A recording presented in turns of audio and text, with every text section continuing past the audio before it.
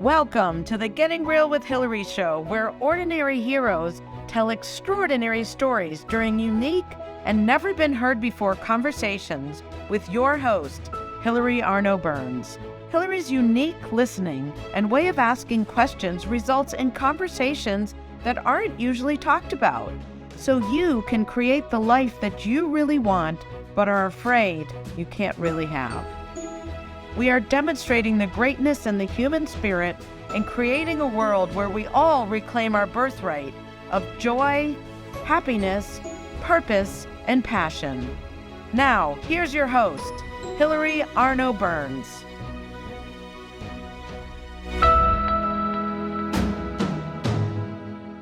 Welcome to the Getting Real with Hilary show. And today, I am so excited to have Star Broadus with us. She is she does credit repair and financial services, and she's an entrepreneur. And I cannot wait to hear her story. So I'm already crying. But anyway, this is where we talk about, what people don't normally talk about. And Star has agreed to be brave enough to talk about something that she doesn't normally talk about and how she has overcome some major challenges. I was thinking about it today that, I was kind of a victim in my life. And the worst thing that happened to me was that, they forgot me once when they were going out to dinner. Honestly, I really had nothing. I had nothing, knock on wood, nothing terrible happened, although you wouldn't have known that by the victim I was until I got real and got clear with Real Talk, which is the book that I just published a couple weeks ago, which we'll talk about later. But Star, welcome and thank you for your courage and your willingness to tell your story today. Absolutely. Thank you for having me. I'm excited as well. So thank you for the platform. I think this is important. So I definitely give it back to you. Thank you for having me. I'm excited. Yeah, you're welcome. So, all right, let's see. Where do we want to start? I know, so when you were, just talk about a little bit, growing up when you were a little kid. I think you were the oldest of quite a few children. How many? There was 4. So altogether there's 7, but in the household, in my mother's household, there was 4 of us, and I was actually the middle child. My older brother was just always absent. So that left me to be the older one in the house, but I'm actually the middle child out of her 4. Okay. All right. And what was your growing up like? Let's say before the big stuff happened, I'm assuming that was when you were in your teens, but what was growing up like there? It was very difficult and interesting. It had good and bad times. For the most part, we made do of what the situation was. So growing up for me was kind of fast. Didn't really have a chance to, be a full kid. I grew up very, very fast, and my brothers and sisters were younger, so I just took on this mom role and this guardian role. Jumping in to take care of them. But outside of that, and how old were you when you jumped into that role? Oh man, maybe 11 or 12. Yeah, 11 or 12. All right. So, and where was your parents that time? So my mother was around, but my father, he was in and out of prison. So he wasn't always stable. So he was in and out of prison and wasn't in the house. So my mother was a single mother of 4. So my mother was around, but then she dealt with a lot of things for herself. She has lupus. And so therefore she was on limited income, and that alone was just a lot on her. So she just wasn't present. She did what she learned. She was just trying to make sure that we ate at minimum and had a roof over her head. But outside of that, her mother passed when she was younger, so her learning how to parent or getting certain things from her mother to be able to pass on, people can only give you what they have, they're capable of. And why was your father in and out of prison? Like, what was he doing or not doing? Or and that was for child support to my mother. So not keeping a job and paying child support, and in doing so, it ends up, landing you in jail. So he was in and out of jail for child support. If you don't pay child support, then yes, they will send you to jail, which is even worse because you don't pay child support, but they will remove you, even if you were a good father on a level of not having any money. Now, the household goes without money and the parent. So, yeah. But so they still do that, I wonder. Or is that in certain states? That is everywhere. That is in all 50 states. You will get incarcerated if you do not pay child support. And now they even will take your passport and suspend your driver's license if you do not pay child support. So it's even gotten even more rigorous. Wow. Okay. Yeah. Right. So your mom's doing the best she can. 11 or 12, you become the mom of your siblings. And then what happens? My father was in and out of jail, so he would call me and tell me, "Hey, you're the oldest sibling. I need you to look after your siblings." And he knew I was mature. I was always very smart, honor roll student, keeping my room in order. So I was always very together, so to speak. So he knew that I could do it. So he would call me and he would say, "Hey, I need you. Your mother is, she needs help," because my mother was drinking. So she drank a lot to deal with her problems, her lupus, being a single mom of 4 kids.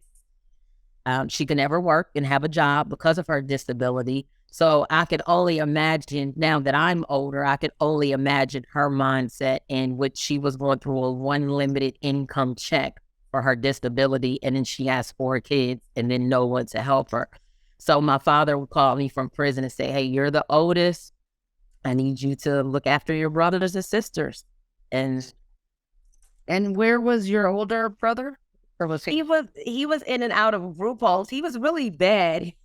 he his anger. You say something to him and he's gonna settle it, right? In the best way that he knows how. So he was a fighter. He used to fight all the time and stay in trouble.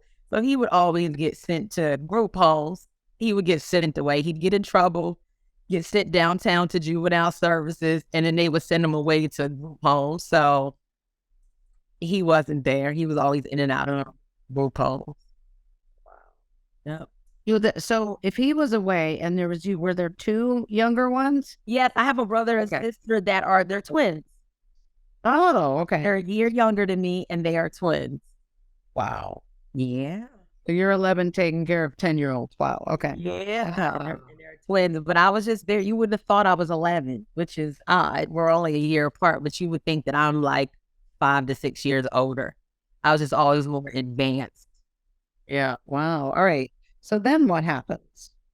At this particular time, my dad calls, "Hey, I need you." So there would be times where I would be in school and my father would send, different resources and people into the school to come talk to me to make sure that we had food and we had lights and that we were doing okay. So he would call and say, "Hey, I'm going to send some people out. I want to make sure y'all have food." So even though he was in there, he still made do of all the resources that were in there to make sure that we were okay and to help my mother from inside of there, because they do offer a lot of resources when parents are incarcerated. So that is a plus, to being incarcerated. Like what kind of people? They would just come to the school? Yeah, they would come to the school or they would even come to my house. So let's say, for an example, it was Salvation Army, or social services or Red Cross, or they had a program like the Angel Tree around Christmas time that I can remember. He would sign us up for the Angel Tree. And then around Christmas, we would make a list of what we wanted. And then there would be people like I even do today that would donate to families that, needed help with clothes and toys and all that. Now I'm on the opposite end and I do the same thing because I know how that is. And I was a recipient of Angel Tree programs and things like that. Wow. Yeah. Okay. So then what happens? Our Christian from other people. Well, no, absolutely. Yeah. That's nice. That's nice. All right. Now, you had said, unless I wrote it down wrong, that at one point you had been locked up in jail. Yeah. Well, fast forward to how did you go from nice, responsible mothering child to jail? Like, how did that happen? Well, fast forward, I'm 11. Now, this is really key. So my father, even though he was locked up, and it's even hard, so I don't speak about my father. And I just actually, he's been gone for over 10 years, and I just ended up posting a picture because he had a picture of him and my mother together. So it was very hard because even though he was in and out of jail for child support, he still was very pivotal in the person that I am.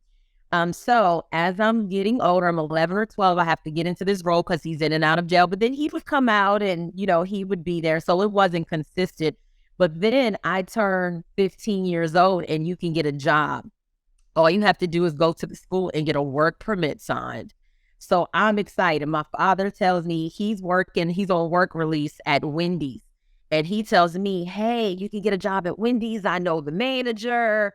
You just have to get a work permit signed. And I'm like, yes, I want to work. So at 15, I go to my school counselor, get a work permit signed. And then now I'm working at Wendy's with my father while he's incarcerated because he's on work release. So he comes for a couple hours and works, and then he goes right back to the prison.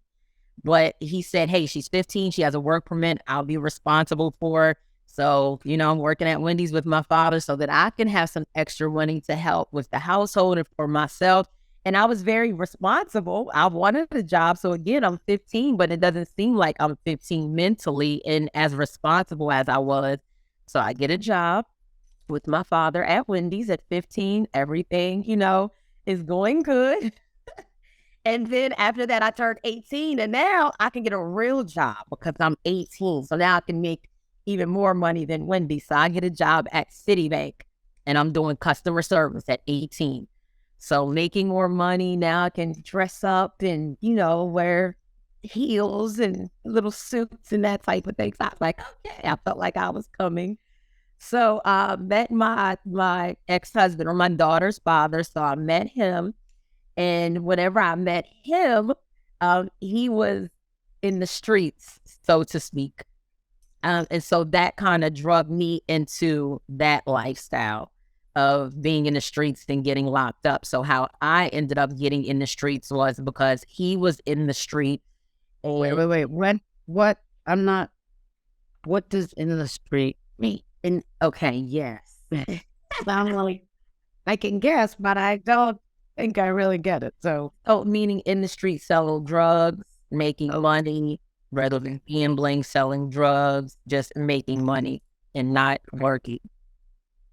So were you still at Citibank? I was. So I was still on the right track. I'm at Citibank. I'm doing my thing. I meet him. He's a nice guy. Doesn't have a job, but he has money. He has his own car. So whatever he does on the side, I'm like, he's grown. It's none of my business. I'm making sure that I'm on the right track. And I just I stayed away from it. He did keep me away from everything. And I stayed away from it. And we got in a relationship. I ended up getting pregnant. And then when I got pregnant with my daughter, I only have one daughter. When I got pregnant with my daughter, he ended up getting incarcerated. And he ended up getting 10 years in federal prison. So then now he's removed from the household. And then now I just have my daughter and I'm taking care of my daughter. So now I'm a single mother. So as I'm older now, here's the pattern. Now I'm a single mother and my daughter's father is removed from the household. Right. Wish I would have seen it earlier, but now I see the pattern. So then now I'm a single mother. My sister ends up, wanting to party all the time and she had a son. So now I end up getting custody of her son. So not only am I a single mother at 20, but then a few years later, I end up getting custody of her son and ended up raising my nephew for a few years as well. So now I'm a single mom of 2 by myself. So very, very challenging and very tough. So then at that time, being as though my daughter's father was removed from the home and the income was removed, I'm working at Citibank, making maybe $12 an hour, but I need more money.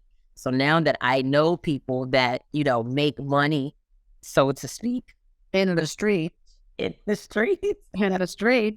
I go to the street to get some money.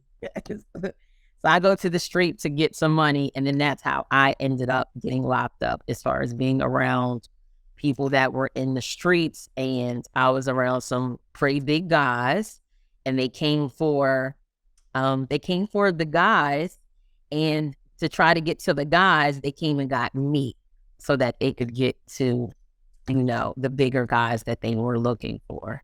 And then I decided not to tell, so to speak. So they wanted me to take them to the big guys. And I was like, no, I'm not doing that. So they was like, okay, well, take your jewelry off. You're under arrest. I was like, okay. And I took my jewelry off. Then next thing you know, I was under arrest. So, okay. So you have these two little kids at home. They're taking you away. Who's with the kids? And now the kids go to my mother's house. So that now my mother is taking care of the two kids at her house while I'm in jail. But then my daughter's father, remember, he was already in jail. So he couldn't take my daughter, but his mother had came and got my daughter. And then, of course, my mother took my son and my sister's son. And so my daughter ended up going with her grandmother. So how long were you locked up? A year. And then after that, year.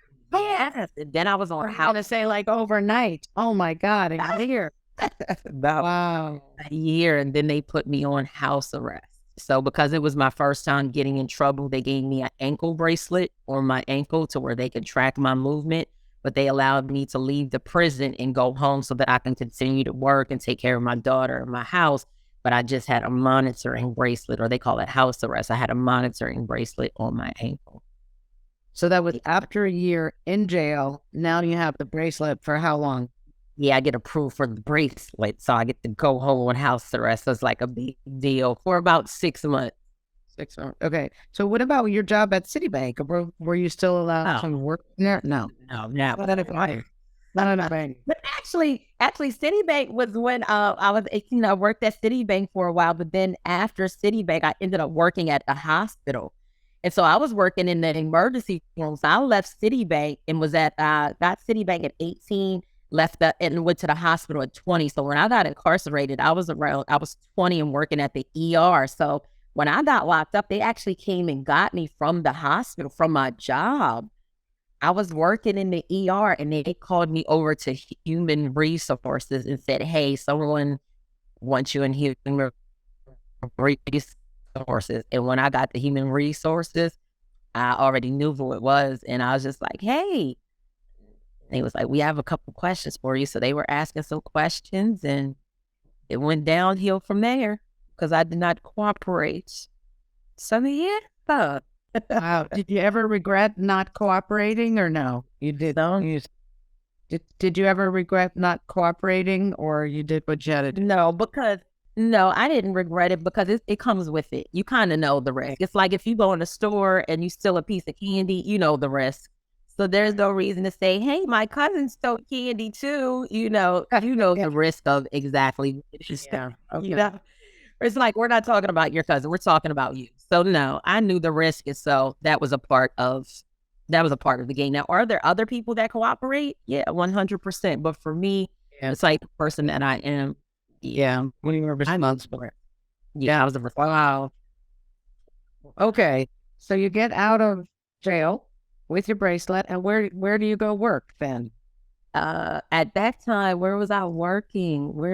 I ended up getting another job at this little printing company called Stationery the House, I think it was called. This is over 15 years ago.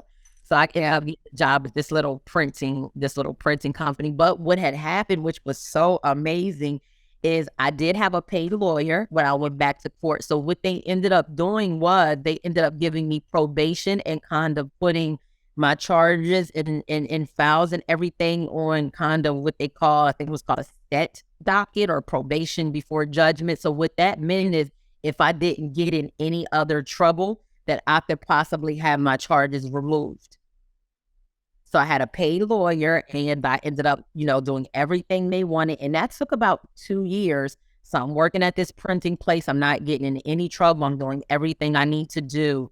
And we go back in front of the judge. I had to get letters from the college because I did end up graduating from college. I got a degree in psychology. So I did some things, but I was still I was still responsible and good at still doing other things. So I ended up getting my degree from psychology, and I just had to get a couple letters from like the banks and just different people that knew me in the community for the person I was outside of the circumstance that I was dealing with. I'm 20. I'm a young, not teenager, but I'm 20. I'm young. I get in trouble, make a bad decision. So they will give you a chance to be able to make that right. And I did make it right, went back to court a couple years later, and then they removed my felony. I had a felony, and that was the first time that lawyer said he has been in the business for years, and he had never, ever seen anyone be able to get their felony removed off of their record. And my felony ended up getting removed off of my record. And it was a clean slate ever since then. I've never got more than a traffic ticket after that. That was a blessing and definitely a second chance. Wait, so he never saw anyone else get that second chance, get that? Wow. His whole career, I'll never forget his name, Mr. John Salvatore. I will never forget him. And he just said, it's something about you. I just know that this was a mistake. I know that you're a good kid. Like, it's just something about you. And he could see all the other things that I had did. I graduated from college.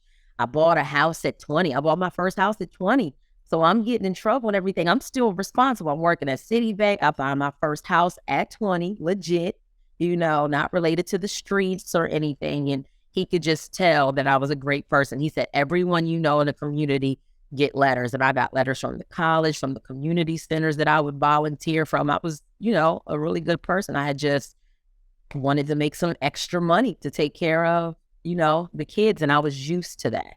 I was used to that lifestyle at that point. And so, yeah. So how did you buy a house? There you are struggling, or was that before you had your daughter? Like, how did you, if you were, my daughter's father got locked up.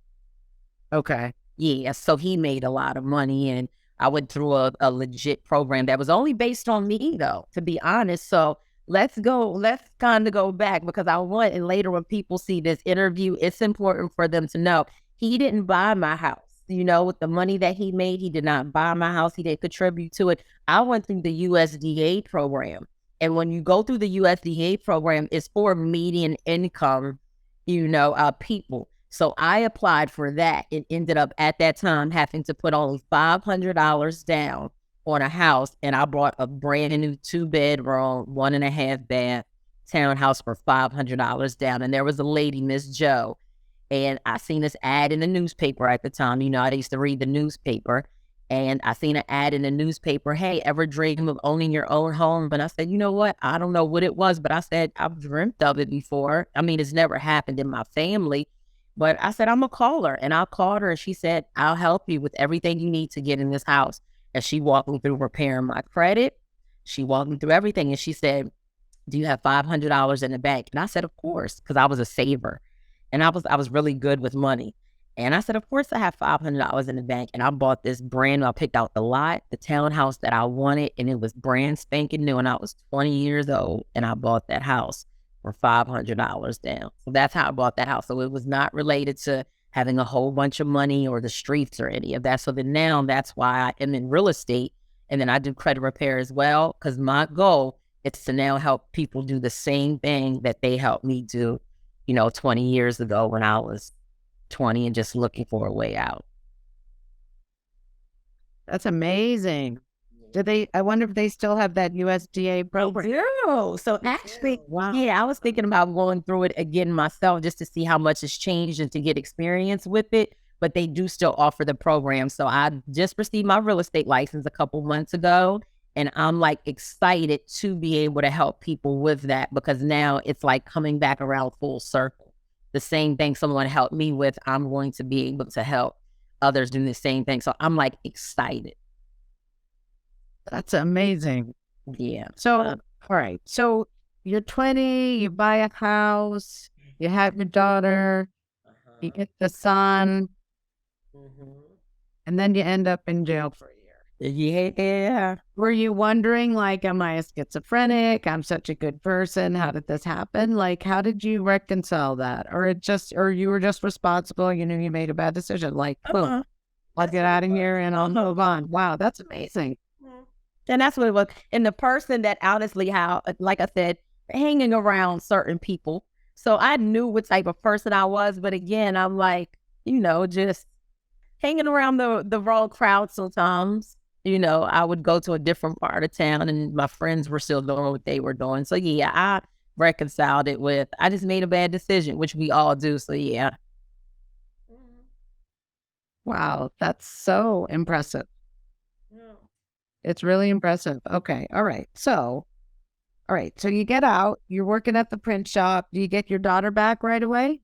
Yeah.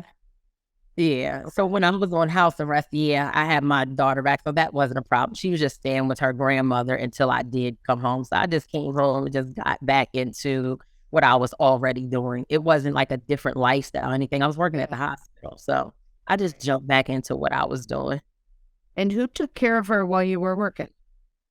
Oh, she would go to daycare. Daycare.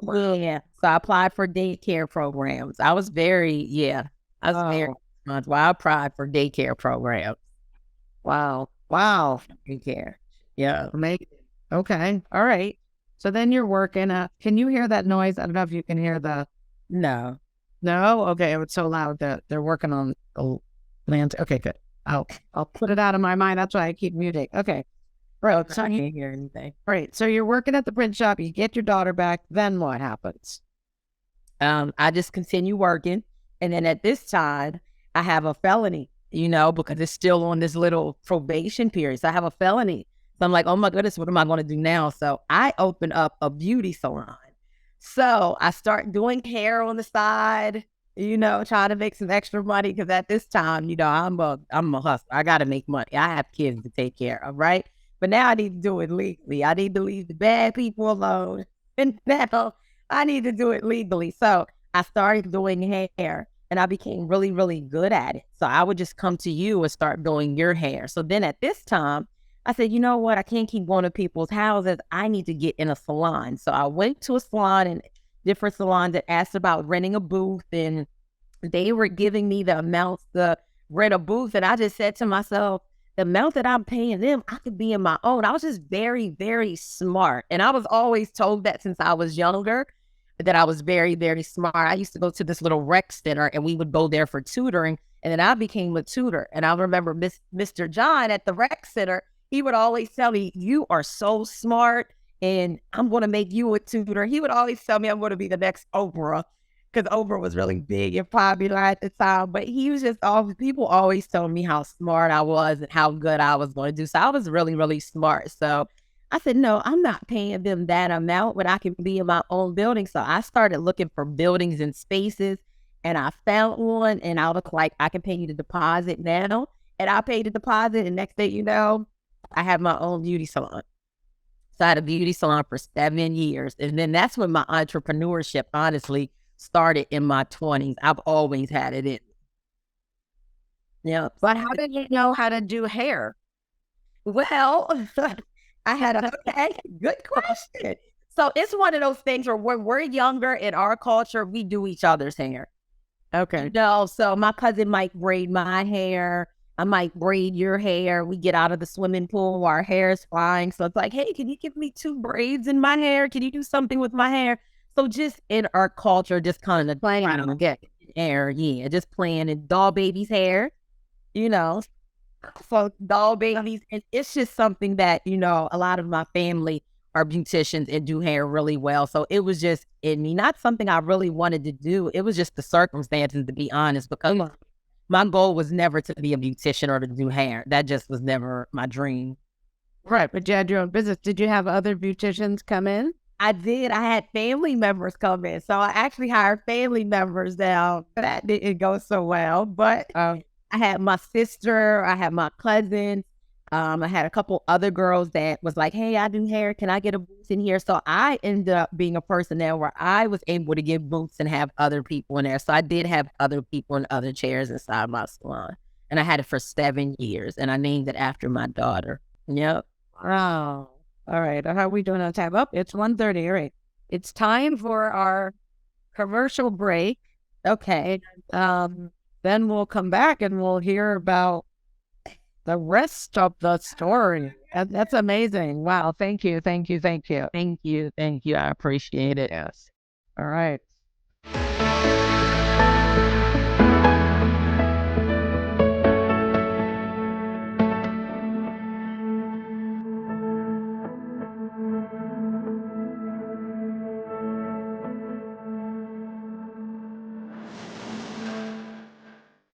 Has social emotional learning become just one more thing on your teachers' plates? Do teachers and students both find it boring and ineffective? Then bring Kikori to your school. Kikori transforms classrooms through experiential SEL activities that help students play, reflect, connect, and grow. Even better, students say it's more fun than recess. Schedule a no-obligation conversation at kikoriapp.com/bringkikori. KIKORI.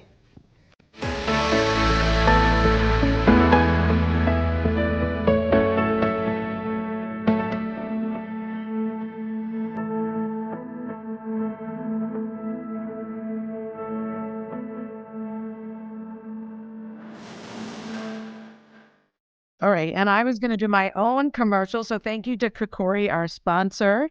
And I'm just going to do a little commercial for my own process. My book is The Real Talk. It's called Real Talk. And it's about saying what you're afraid to say in order to have the life that you really want, but are afraid you can't have.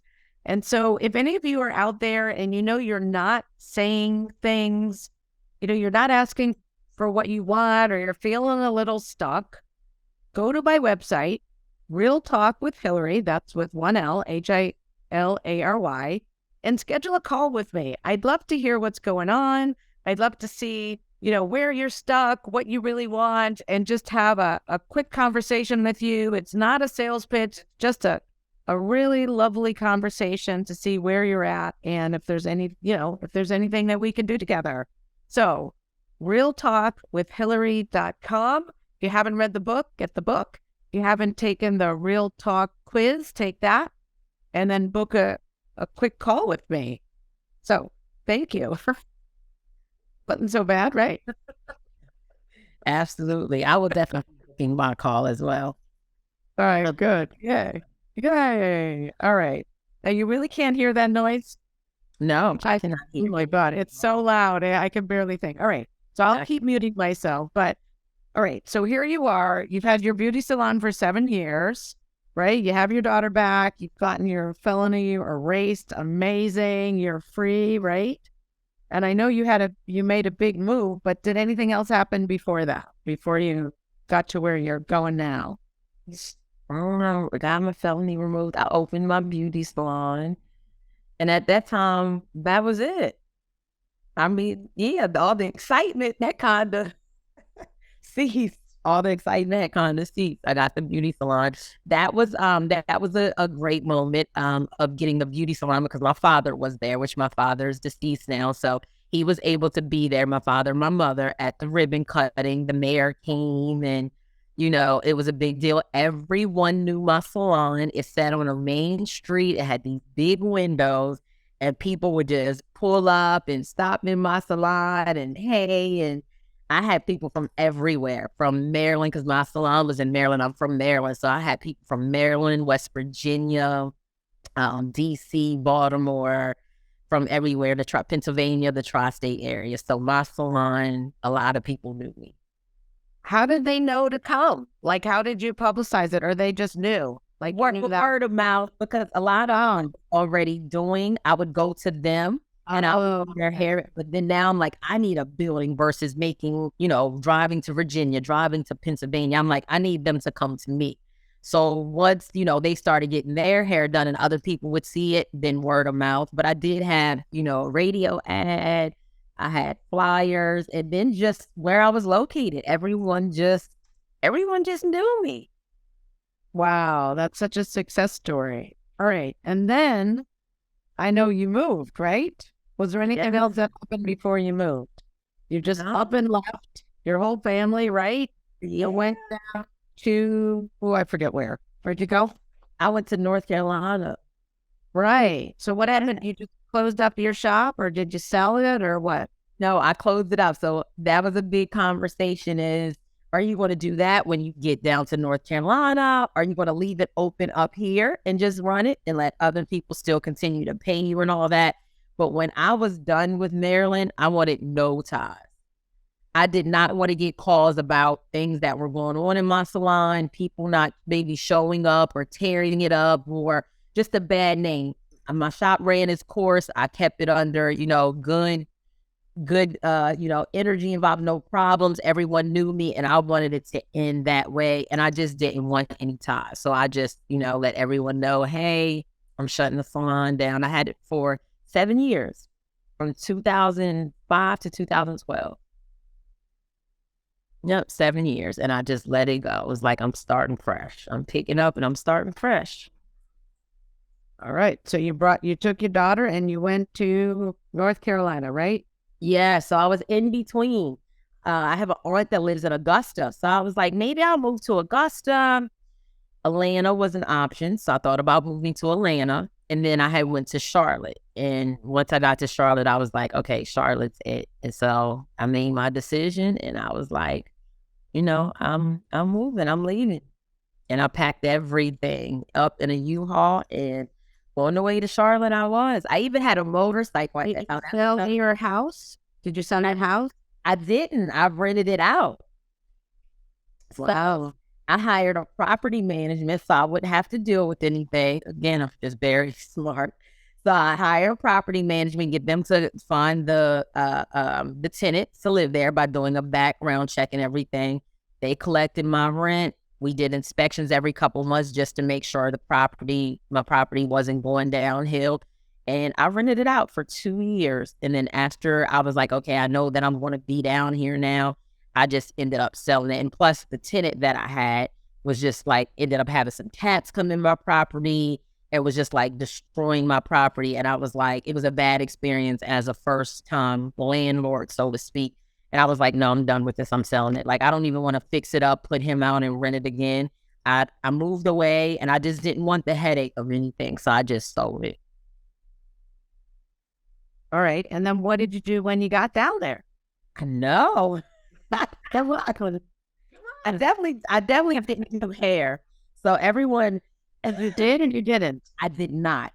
No. Okay, good. Oh, my goal and dreams was never to do hair. So I'm like, no, even though there is a thing that, being in Maryland and Pennsylvania is up north. So down south, more people have dreads and braids and that type of thing, which is what my salon was. It was Serenity Dreadlocks and Braids shop. And so everyone was like, it's going to be big down there. So many people down there, havoc. You should really do it down there. And I was just like, no, that's not what I want to do. So if I don't want to do it, then I'm always been the type where I don't follow people. If I don't want to do it, I'm not doing it. I don't care how good it sounds to you. If I don't want to do it, then I won't do it. So I said, nope. So I had money in the bank, moved down there, and was just like, I'll figure it out whenever I get down there. So I got down there, applied for some jobs. At first I was working, when I first got to Charlotte, I was working at the movie theater downtown in Charlotte. It was a movie theater and you can actually be sitting in your seat and they would bring you food and alcohol and all that to your seat. And we didn't have that back home. So that was like amazing. So I'm in the city in the heart of Charlotte, even though I'm working at the movie theater, I'm working at this movie theater where you can eat and drink in there. Then at night it turns into a nightclub. So I'm like, okay, I'm meeting a lot of people. And then I ended up landing a medical job where I was doing data entry for a medical billing company because I was really good and fast. That was like 80 words per minute, with data entry. And so I ended up landing a data entry job. Not even a month after I was down there. Good money, benefits, everything. I had got the job on my birthday. Moved down there in October. My birthday is in November. I got the job on my birthday and I was like, yo, I'm good. And at that time, I was like, I still had money in the bank because I've only been down there a month. So I ended up getting this job, still worked at the movie theater, some on the side. Always got to have income. I'm an income girl. So. And what was your daughter doing during this time? She was with you, right? Yeah, she's in school. Because at the time when I brought her down here, she was only 12. So, but I had her in gymnastics. I had her in step. Because up north, we didn't have step and all that kind of stuff. I had her in step. I had her in cheerleading. So she was in all the sports. So she was very active. She was happy? Was she happy? No. When she left, when that U-Haul pulled out of the driveway, all of her friends were in the driveway. They were crying. They was waving at the van. I felt so bad.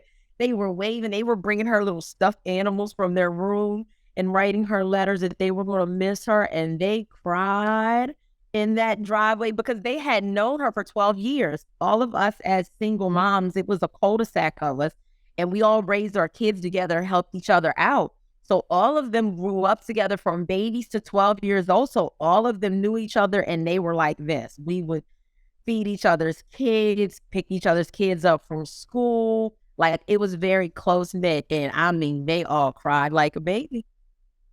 So she wasn't a happy camper about it. But, you know, once she got down here, she adjusted. She's very excited now that I made that decision. Very excited. Yeah. All right. So that's 11 years ago, right? All right. So where'd you go from? How much time do we have? Okay, we got 13 minutes to get caught up in where you're at now. So now here, you went from medical billing. I know you're doing the debt work, credit repair, and real estate. Yeah, Just got a real estate license. So yeah. obviously that helped you way back when. Now you're doing it. How did you transition?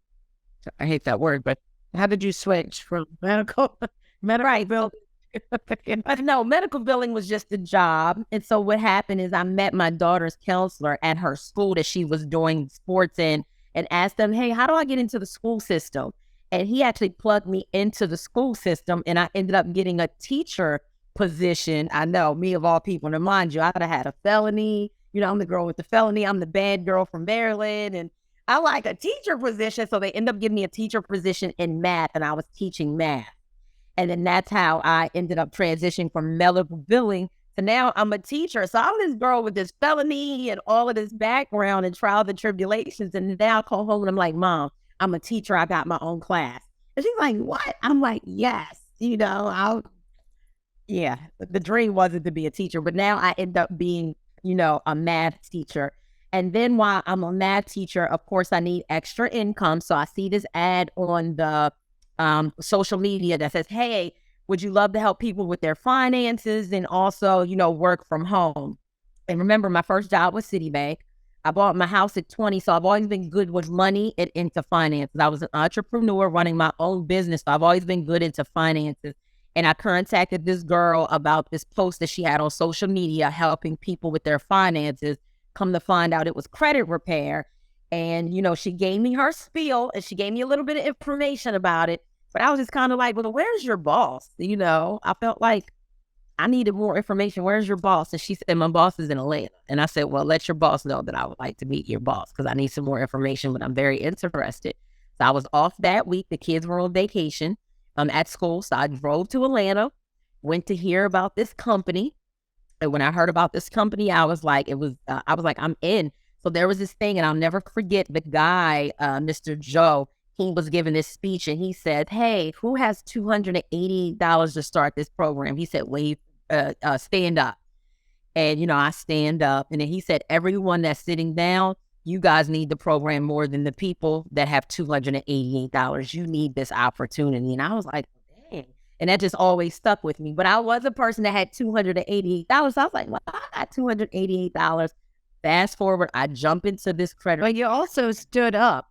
A lot of people are just watchers. They're not people that jump. Mm-hmm. So, yeah.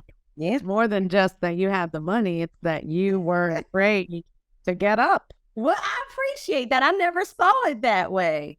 Well, yeah, because they tell some courses where they're holding $100 bill and they say, hey, whoever comes and gets it first can have it. And most people just sit there like there's a catch or whatever. And right. Runs and gets the money. But most people don't. They don't swing it up. Yeah, no, that's like one of the top, go-getters. You're a go-getter. Yeah. Not everybody has 12%. Yeah, that's more. Not most people will just stand and watch. Like, who's going to do it? What's the catch? You know? Right. They're going to laugh at me, whatever, all their crap. Yeah, I never thought of it that way. Yeah. Yeah. So that's really cool. All right, keep going. I stand up. I have 288. I stand up. And then at this point, I'm interested in this credit repair. They're telling me I can help people repair their credit and I can get $100 for every person that I help repair their credit. I'm like, oh man, this is it.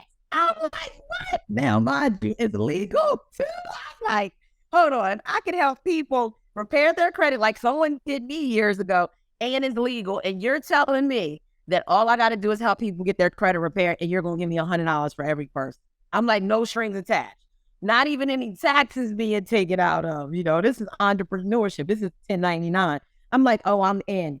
I couldn't even, after I made it out of the meeting, I'm like, I'm in. And the girl that had told me about it, I'm more excited than her. I'm like, this is the plan. We got to go back and do this. Now, mind you, she's already been doing it. But I come in and she's moving too slow for me. They're not doing anything. So I'm like, listen, this is a big opportunity. You may not need money, but I need money. So I'm ready to run with it. My whole way home from Atlanta, I'm calling everybody in my phone. Hey, I have this program. What does your credit look like? I'm going to help you fix your credit. Do you want to buy a house? You want to buy a car? What's your credit look like? I'm going to help you fix your credit. And I'm just calling people. And they're like, all right, I'm ready. I'm like, give me a second. We got a new program. Now, mind you, I don't even know the program. We got a new program. It's up and running. I just wanted to see if you was interested. I'm going to give you a call in a few days once we get this thing up and running. But I got you. Because, people knew me. So if I tell them I got them, then they're like, okay, she's been pretty stand up and a woman of her word. Oh, the salon and all that. So they're like, if she said she got me, they know who I was. So on the way back, I called so many people and everyone was like, I'm in. And I killed it. So then the leader found out about me in Atlanta and was like, hey, we're coming down to Charlotte. Get your team together. Make sure Star is there. So they come down. I'm there, and they said whoever brings the most people, they were having a contest. Whoever brings the most people, they were going to pay, I think it was like $250. So they say, hey, let's start with the visitors. How many people did everybody bring? All my people stand up. I win the $250. I'm like, so then after that, they want to, after the leaders give their spiel about the program, I have people that want to join my team.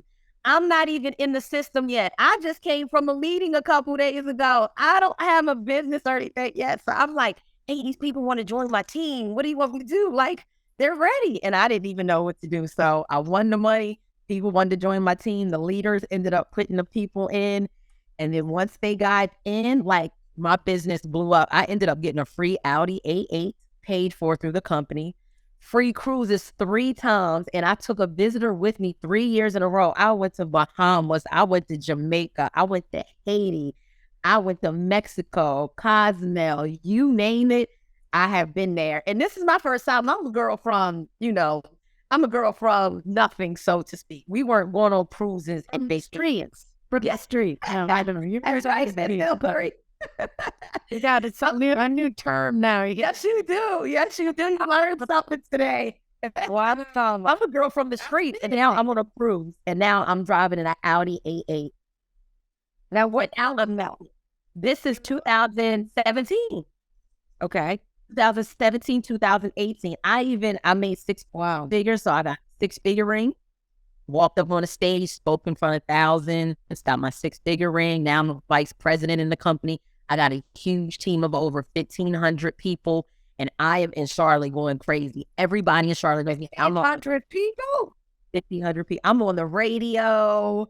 I'm everywhere. My car has credit repair on it. All my teams, all their cars have credit repair on. We got these T-shirts on with the credit repair on the back of. And I'm like, we're taking over Charlotte. And that was just my energy. We're taking over Charlotte. We are Team No Sleep. We are taking over Charlotte. Are y'all ready? And they were down, and we took over Charlotte. Wow. All right. So that's 2017, right? So that's 6 years. What have you done now? Now I'm not that was network marketing. So you grow a team, your team works, and they do things, and you get a certain income residuals off of them as well. So then what I did was it 3 years ago? 3 years ago, I branched off on my own. So then now I have my own company, 5 Star Credit and Financial Services. So no more network marketing. I made about $400,000 through them. Free car, free information, everything, built my team. But now I've built enough status and everything to where now I'm known. And now it's time to break off on my own. Like, that's the goal, is to be on your own. And so now I have my own business. And it's 5-star credit and financial service system. Now I help people to build their credit. I help people repair their credit. If people just need a little bit of a boost, they just need 50 points, then I provide trade lines where we can have, history and things placed on their credit to be able to help them boost their score. So yeah, and it's legal, Miss Hilary. And it's legal. So trade lines, you can say, hey, Star, I'm trying to buy this house and I'm short 40 points. And I can say, let me take a look at your credit. I take a look at your credit and say, well, actually, you qualify for a trade line, and I can have the trade line placed on your credit. You can boost your score up to 100 points in a matter of 30 days. Sometimes even more. I had someone that got 200 points in a matter of 30 days. And it's legal? Yeah. And it's legal. Yep. Trade lines are legal. So then I help people repair their credit. If they don't have any credit because they've always dealt with cash, I help them build their credit because some people don't have any credit. I help people with personal credit and business credit, because if you want to do funding or start a business, you don't want to use your personal credit for that. You want to use your business credit for that. So then I help people for that. And then now that my credit repair, the busy season is January to April. Now I will be jumping into real estate come April. So I will be jumping into real estate this month. I have my license since December, but now I'll be incorporating the real estate into it. Your thing's mute. I can't hear you. Okay, sorry. Because of the noise. So do you have employees or you do it all yourself? No, just me. Now I do have virtual assistants that do certain things for me. Yeah, but everything is kind of automated and self-sufficient. If you want to sign up, I send you a link and it's kind of self-sufficient. It takes you through the process. That's amazing. Yes, and I have my own company. You're amazing. Thank you. Of course you are. Yeah, you really are. But here's where I'm going to cry. All right, I got to cry at least once or twice to show. But no, you really are amazing. Look where you came from. Obviously, you were smart.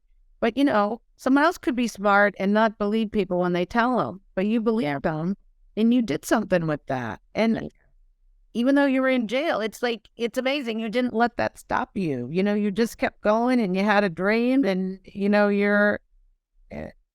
Wow.